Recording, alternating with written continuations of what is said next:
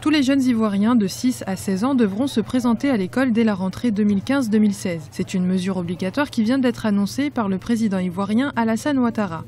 Un budget de 700 milliards de francs CFA pour cette mesure a été fixé. S'il manque encore 100 milliards de francs CFA pour la rentrée prochaine, le gouvernement se dit confiant sur ses capacités à mobiliser cette somme d'ici à septembre 2015. La nouvelle a été accueillie favorablement par les parents d'élèves parce que pour une fois, les parents se voient dans l'obligation de scolariser leurs enfants. Vous savez qu'en Côte d'Ivoire, de façon particulière et dans tous les pays africains, la scolarisation pose un problème. Mais surtout, ce qui est la bonne nouvelle pour les parents, c'est que cette obligation scolaire est arrimée à la gratuité de l'école. L'État prendra en charge aussi bien de façon directe ou indirecte l'obligation scolaire.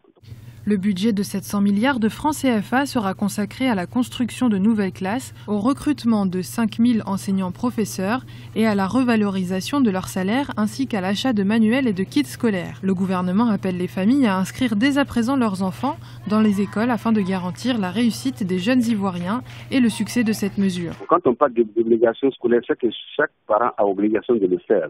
Mais c'est un processus qui est en cours.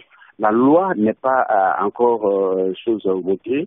Il est évident que quand la loi va être votée par l'Assemblée nationale, donc les parlementaires nous diront ce à quoi s'exposent les enfants, les parents qui ne scolarisent pas leurs enfants.